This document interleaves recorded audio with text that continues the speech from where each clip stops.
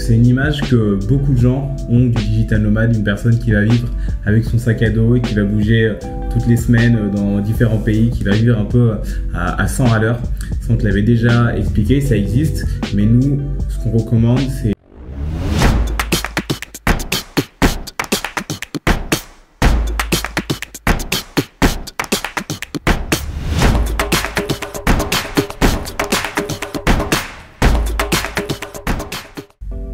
Salut! Comme tu as pu le voir dans l'email du lundi, on aime bien casser les mythes, notamment avec l'article des EcoStart qui disait que être digital nomade, c'était pas la vraie vie. Du coup, aujourd'hui, on a décidé de casser 5 mythes sur les digital nomades. Un des premiers mythes sur les digital nomades, ça va être quand tu es digital nomade, tu travailles sur la plage.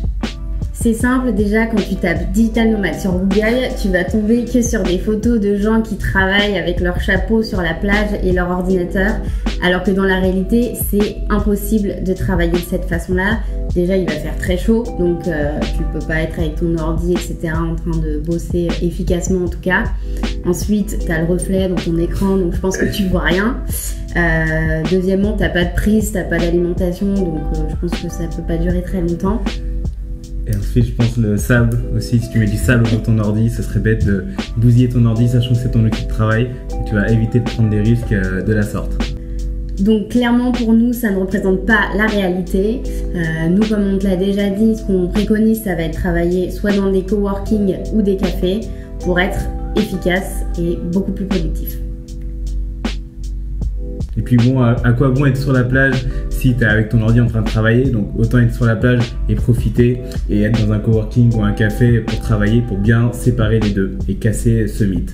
Donc le deuxième mythe, c'est on pourrait croire que les digital nomades sont tout le temps en vacances. C'est un mythe qui est assez répandu. Mais en fait, un digital nomade, ça va être quelqu'un qui, même si sur Instagram te montre les endroits un peu plus cool, c'est une personne qui va souvent travailler beaucoup, voire plus que quelqu'un qui est salarié. D'ailleurs, quand tu es freelance, c'est très rare, voire très compliqué de pouvoir prendre des vacances, à moins d'être plutôt avancé dans ta carrière de freelance et pouvoir gérer avec tes clients, leur dire que tu prends une semaine de vacances par exemple. C'est parfois même plus difficile de s'arrêter de travailler car tu peux être dans le flow. Typiquement, tu n'as pas de bureau, tu n'as pas d'horaire précise, donc tu peux travailler, passer ton temps vraiment à travailler. Et même si le cadre te paraît être idéal, donc montrer des coworking en bambou, parfois on va sur la plage à la fin de nos journées, même si on reprend le travail après le coucher de soleil par exemple, il faut savoir qu'il y a son lot de contraintes à être digital nomade et que c'est pas toujours la vie rêvée qu'on te montre sur Instagram et sur les réseaux sociaux. Un des exemples qu'on va te donner de contraintes en tant que digital nomade, ça va être par exemple si tu veux, si tu es dans un super lieu où tu veux faire un trek d'une semaine dans la jungle, ça va être vite compliqué puisque en fait on est complètement dépendant d'internet. Un troisième mythe, ça va être que quand tu es digital nomade, tu n'es pas productif. C'est vrai qu'avec tout ce qui nous entoure, on peut penser qu'on n'est pas forcément productif, entre la mer, les visites, la piscine, enfin voilà, tout ce qui donne envie, en tout cas, de ne rien faire. C'est vrai qu'il peut être très facile de ne pas être productif ou de ne pas avoir envie de travailler. Pour être productif, pour nous, il va falloir savoir se fixer des horaires et les tenir. Donc on t'avait déjà parlé de la méthode de Pomodoro que nous utilisons. Tu trouveras un lien ici pour regarder cette vidéo. Donc ensuite, ce qu'on te recommande, ça va être de te fixer tes objectifs de la semaine, de te les noter comme une véritable to-do. Moi, ce que j'aime bien faire, c'est me fixer une routine matinale. Donc, je l'avais commencé déjà à Paris et je la continue à chaque fois qu'on va dans une nouvelle destination et ça me permet d'avoir un point de repère en me disant que dès que je fais ma routine matinale, je sais que ma journée va ressembler à ça. Et ça me permet de toujours garder un cap, peu importe où on est, peu importe la destination où on se trouve. Et après, un des points qui nous semble important et dont on a déjà parlé plusieurs fois, c'est qu'il faut savoir s'accorder des pauses, des visites. Si tu es digital nomade, logiquement, c'est que tu as cette envie de visite, de découvrir d'autres pays, d'autres cultures. Donc c'est vrai qu'on peut vite être happé par son travail, avoir plein de choses à faire. D'ailleurs, nous, on voit pas les journées passer, mais il faut quand même, et ça revient, je pense, au point de se fixer des horaires. Bon, bah voilà, se dire à 17h, hop, on va en ville, on visite un peu, on prend quelques photos, etc. Il ne faut pas oublier que le travail, c'est la chose qui te permet d'être et de rester digital nomade. Donc si demain, tu n'es pas productif ou que tu ne travailles pas, ben, tu n'auras forcément pas de revenus, ça va écourter ton séjour. Et puis bon, c'est pas super cool de retourner vivre chez ses parents. Le quatrième et l'avant-dernier mythe, c'est de penser que le digital nomade est tout le temps en mouvement. Donc c'est une image que beaucoup de gens ont du digital nomade, une personne qui va vivre avec son sac à dos et qui va bouger toutes les semaines dans différents pays, qui va vivre un peu à 100 à l'heure. On te l'avait déjà expliqué, ça existe, mais nous, ce qu'on recommande, c'est vraiment de rester un mois minimum. On t'avait dit 21 jours, mais un mois, je pense que c'est beaucoup plus pratique pour ton logement, par exemple, pour pouvoir négocier sur un mois, entre autres. Et c'est beaucoup plus efficace et efficient pour trouver tes repères et avoir le temps à la fois de voyager, de visiter et à la fois de travailler. Par exemple, ceux qu'on connaît, nous qu'on a rencontrés à Bali, ça fait plus de 6 mois qu'ils sont dans la même destination. Donc la personne qui bouge toutes les semaines, c'est extrêmement rare et on voulait casser ce mythe en t'expliquant cela.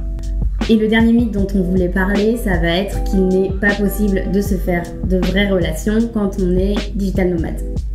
Comme on te l'a déjà dit, un des gros points négatifs du freelance en général, ça va être la solitude. Il y a beaucoup de gens qui ont du mal à s'y faire. C'est vrai que c'est assez compliqué quand tu as déjà travaillé dans un bureau où tu as peut-être plusieurs collègues avec qui tu t'entends bien et du jour au lendemain de te retrouver tout seul ou à deux dans un bureau, c'est parfois compliqué.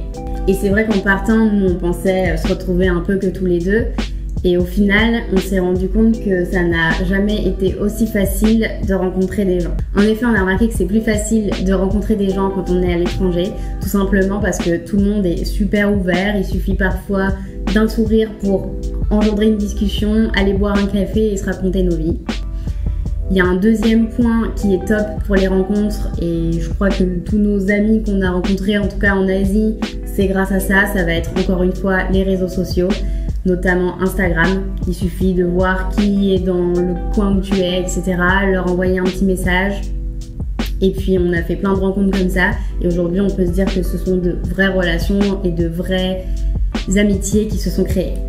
D'ailleurs, on s'est même créé un Slack de personnes qu'on a rencontrées à Bali pour s'aider sur nos projets, même si actuellement on est au Vietnam.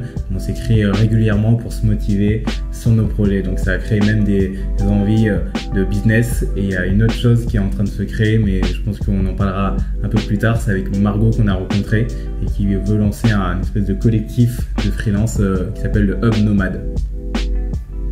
D'ailleurs, Margot, on lui avait écrit via Instagram et c'est comme ça qu'on l'a rencontrée. En fait, on trouve ça fou, la puissance des réseaux sociaux par rapport à ces rencontres et ces relations qu'on a créées. Parce que quand on pense peut-être, je sais pas, quand on vivait à Paris ou en tout cas en France, on se dit que si demain on avait écrit à un de nos voisins via Instagram en lui disant « Hey, ça te dit qu'on aille boire un café ?» Alors peut-être que ça aurait marché, mais je pense qu'on serait un peu passé pour des psychopathes ou des fous, quoi. Alors c'était les 5 mythes qu'on a essayé de casser. J'espère qu'on t'a appris des choses et que tu penses comme nous. Et si tu ne pensais pas comme nous, qu'on t'a éduqué sur le sujet. Et d'ailleurs, si tu as d'autres mythes auxquels tu as pensé et qu'on n'a pas répondu, tu peux nous mettre un commentaire pour voir ce qu'on en pense et discuter à propos de cela. Donc on me dit, comme d'habitude, si tu n'es pas abonné au mail du lundi, on t'envoie nous tous les lundis matins un mail avec un tips, une ressource et un outil numérique pour t'aider à lancer ta carrière de travailleur à distance. Et n'oublie pas également de t'abonner à notre chaîne YouTube pour recevoir toutes les vidéos.